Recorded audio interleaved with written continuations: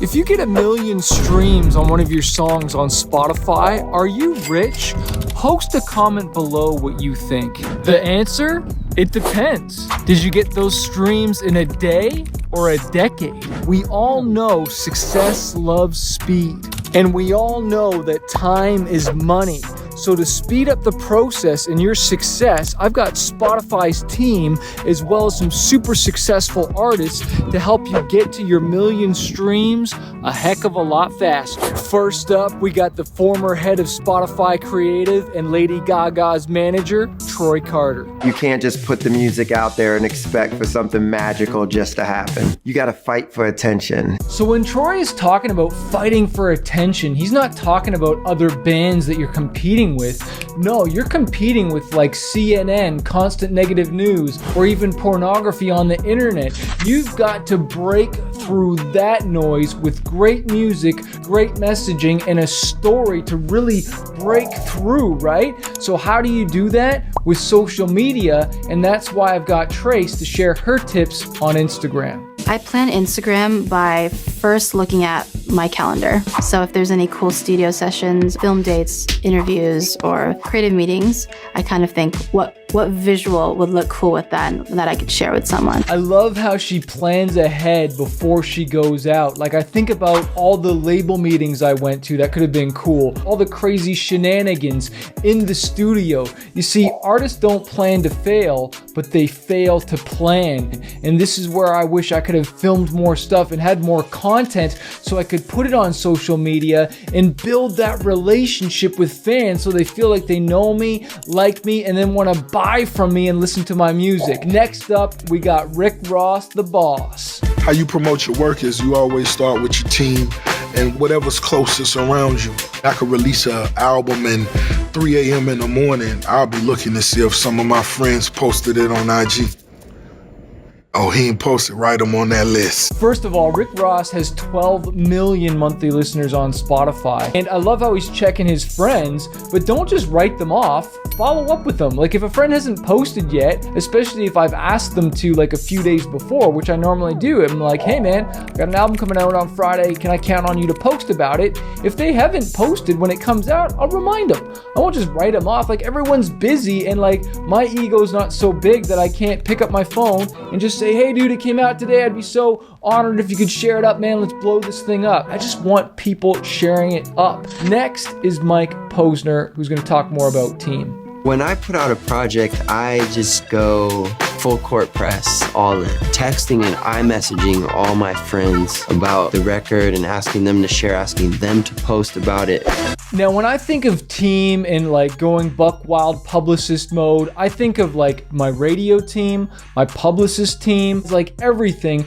And of course, like you want to build your fan base before the song even comes out. And I love what he said about like texting. Sure, I'm texting all my friends, like reminding them, right? But have you been building your SMS list? And a lot of artists sometimes challenge me and say, you actually give away the song before it's out? Yeah, absolutely. I give away a ton of music. I give away my best stuff even before it comes out. And you might say, well, Chris, isn't that gonna like spoil your release? Like, no, nobody knows who I am. Even though I have 915,000 monthly listeners, I am a zero compared to out there. Some people still don't know really famous artists that you know that I don't know because I'm not in that world, right? So think about it. And that's my challenge. Like, can you give away your music and get 1,000 email addresses or get 1,000 phone numbers?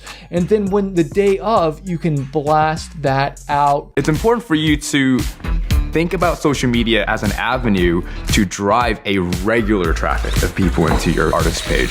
You need to direct fans what to do. It's like if you were selling a record, a tape, a CD many years ago, you would tell them where to buy it. Same with Spotify. You tell fans, potential fans, where they need to go to listen to your music.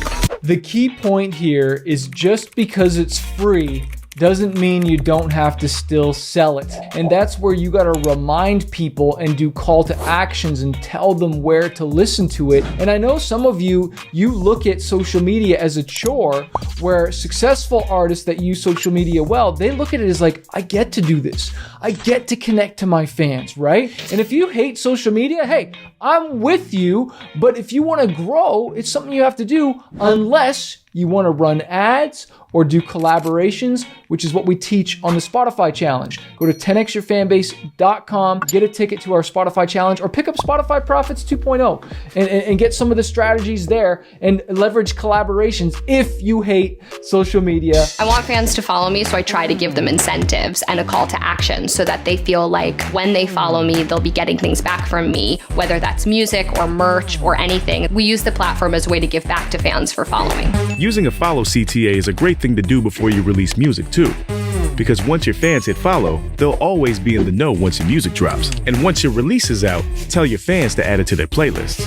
Once you're in their playlist, they're more likely to listen to it over and over, which makes it more likely to get picked up by our editors and algorithms for even bigger playlists. And don't forget about Spotify codes. Scannable codes then link fans to your song, album, playlist, or even your artist page. We've seen artists put them on posters, postcards, flyers that they hand out at gigs, stickers, confetti. Did you catch what he said there? The point of all this hard work is to trigger Spotify's algorithm.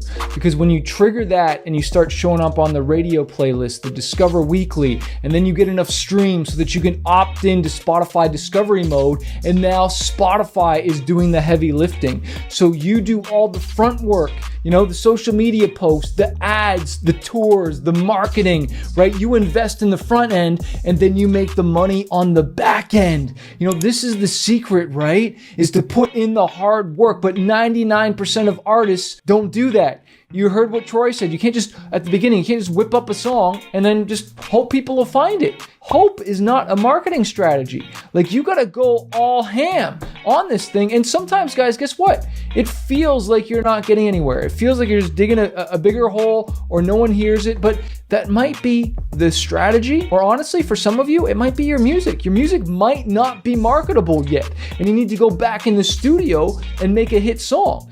Because the best marketing strategies that we give you will only make a bad song fail faster. But if you got the hits, well, then you need to dive into that one song and push the junk out of it. How long should you push it? Month and a half? See if it catches any traction. Definitely a month and a half at least.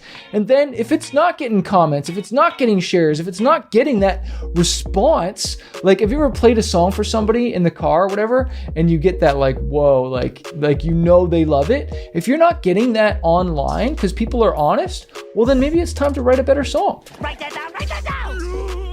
And find a new producer, do a collab, and write a better song. But we still got some tips left for you. I've been giving out cards that have the Spotify codes on them at my live shows, so an audience can love a song, hear it at the show, and then go listen to it on a playlist on Spotify. One way to think about your audience is there's passive listeners and there's active listeners. Here's Dave from Artist and Label Marketing with his take on it. Everyone is at one point a passive fan. It's just whether or not you convert that passive fan to an active fan. Once the song's out, like, the moment's not over. What else are you doing? Are you reminding them? Are you telling them a week later? Are you telling them in a different way? Makes sense. But how would you say that in 4 words or less? Be interesting.